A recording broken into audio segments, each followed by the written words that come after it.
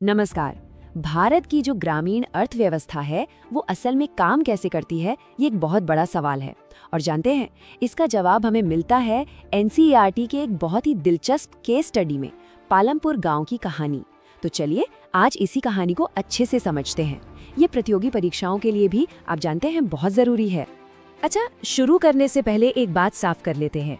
पालमपुर कोई असली गांव नहीं है। जी हाँ, ये एक काल्पनिक गांव है। इसे एक मॉडल की तरह बनाया गया है ताकि हम सब भारत के गांवों में प्रोडक्शन और इकोनॉमिक लाइफ की जो पूरी प्रक्रिया है उसे आसानी से समझ सकें। तो आज हम क्या क्या देखने वाले हैं। सबसे पहले पालमपुर का एक इंट्रोडक्शन लेंगे, फिर समझेंगे कि उत्पादन के कारक क्या होते हैं। इसके बाद देखेंगे कि पालमपुर में खेती कैसे होती है, मॉडर्न फार्मिंग का उस पर क्या असर पड़ा, जमीन और मजदूरों का बंटवारा कैसे है, और आखिर में खेती के अलावा और कौन कौन से काम होते हैं। तो चलिए सबसे पहले मुद्दे पर आते हैं। पालमपुर एक मॉडल गांव। अब सवाल ये है कि इसे एक मॉडल गांव क्यों माना जाता है। असल में कहानी में इसे एक काफी वेल डेवलप्ड गांव की तरह दिखाया गया है। ऐसा इसलिए किया गया ताकि हम इकोनॉमिक एक्टिविटीज को और भी बेहतर तरीके से समझ पाएं। तो देखिए, पालमपुर को एक विकसित गांव का बेहतरीन उदाहरण माना जा सकता है। ये पास के कस्बों रायगंज और शाहपुर से पक्की सड़कों से जुड़ा हुआ है। गांव में कुल 450 परिवार रहते हैं और ज्यादातर घरों में बिजली भी है। सिर्फ इतना ही नहीं, सिंचाई का सिस्टम भी काफी अच्छा है और स्कूल से लेकर हेल्थ सेंटर तक सारी जरूरी सुविधाएं मौजूद हैं।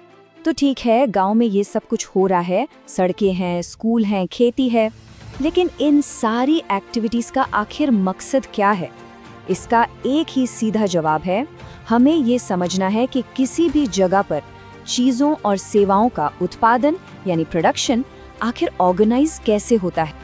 अब हम आते हैं इस पूरे चैप्टर के सबसे जरूरी इकोनॉमिक कॉन्सेप्ट पर। इसे कहते हैं उत्पादन के कारक या फैक्टर्स ऑफ प्रोडक्शन। ये वो 4 फंडामेंटल चीजें हैं जिनके बिना किसी भी सामान या सर्विस का उत्पादन हो ही नहीं सकता। तो ये 4 जरूरी चीजें हैं क्या? देखिए, सबसे पहली जरूरत है भूमि। और भूमि का मतलब सिर्फ जमीन नहीं, इसमें पानी, जंगल, खनिज सब आ जाता है। दूसरी जरूरत है श्रम, मतलब मेहनत करने वाले लोग। तीसरी है भौतिक पूंजी और चौथी है मानव पूंजी यानी नॉलेज और स्किल, जिससे बाकी तीनों को एक साथ लाया जा सके। अब ये जो भौतिक पूंजी है ना, इसे समझना थोड़ा जरूरी है। ये 2 तरह की होती है। एक होती है स्थायी पूंजी या फिक्स्ड कैपिटल, जैसे औजार, मशीनें, बिल्डिंग्स, ये वो चीजें हैं जो सालों साल चलती हैं। दूसरी होती है कार्यशील पूंजी या वर्किंग कैपिटल। इसमें कच्चा माल और हाथ में जो पैसा है वो आता है। ये प्रोडक्शन के प्रोसेस में ही इस्तेमाल होकर खत्म हो जाता है। चलिए अब वापस पालमपुर चलते हैं और वहाँ की मेन प्रोडक्शन एक्टिविटी यानी फार्मिंग को देखते हैं। गांव की करीब 75% वर्किंग पॉपुलेशन अपनी रोजी रोटी के लिए खेती पर ही डिपेंड करती है। पालमपुर की खेती में एक बहुत ही खास बात है जिसे कहते हैं मल्टीपल क्रॉपिंग सिस्टम या बहुविध फसल प्रणाली।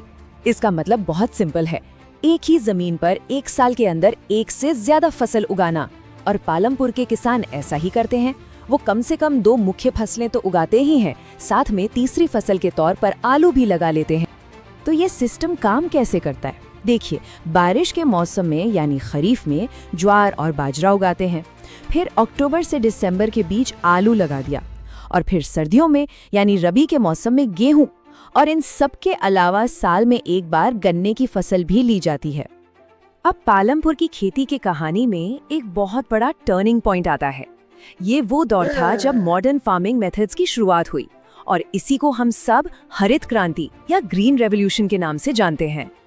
देखिए, लेट 1960s से पहले क्या होता था, किसान पारंपरिक बीजों का इस्तेमाल करते थे, खाद के लिए गाय का गोबर इस्तेमाल होता था और पैदावार भी काफी कम थी। लेकिन फिर आई हरित क्रांति और इसके साथ आए HYV सीड्स यानी हाई यील्डिंग वैरायटी सीड्स, और फिर तो ट्यूबवेल, केमिकल फर्टिलाइजर, कीटनाशक और ट्रैक्टर जैसी मशीनों का इस्तेमाल आम हो गया। ये जो तस्वीरें आप देख रहे हैं, ये इस बदलाव को बिल्कुल साफ दिखाती हैं। एक तरफ देखिए, बैलों की मदद से पारंपरिक तरीके से जुताई हो रही है, और दूसरी तरफ है ट्रैक्टर जो मॉडर्न फार्मिंग का प्रतीक है। तो इस बदलाव का नतीजा क्या निकला, जरा इस चार्ट पर नजर डालिए।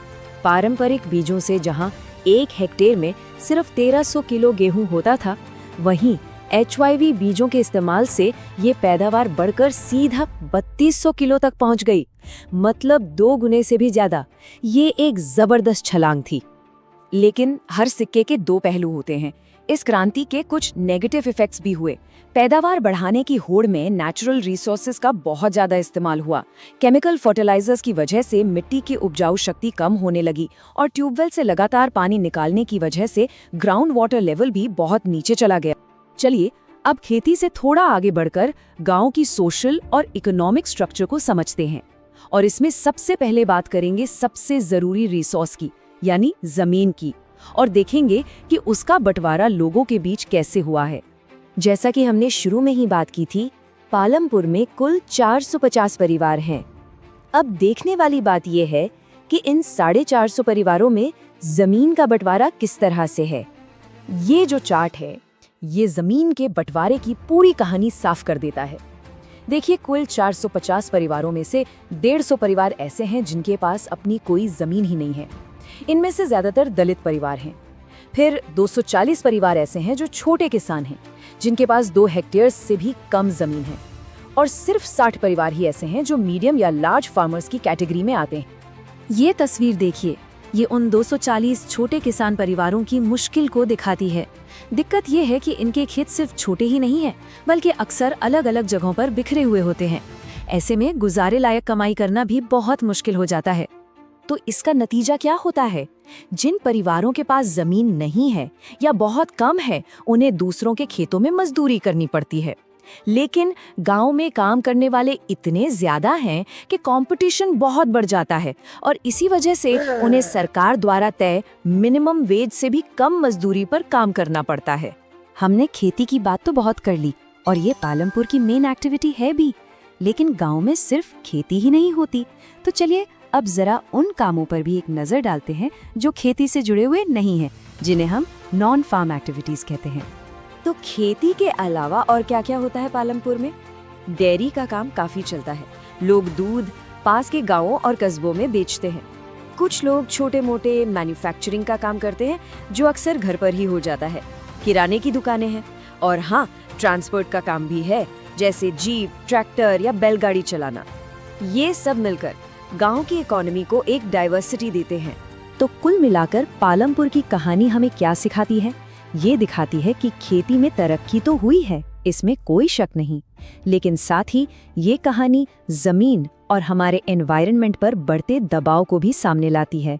और यहीं पर ये हमें एक बहुत बड़े सवाल के साथ छोड़ जाती है कि आखिर भारत के लिए सस्टेनेबल डेवलपमेंट यानी सतत विकास का सही रास्ता क्या हो सकता है।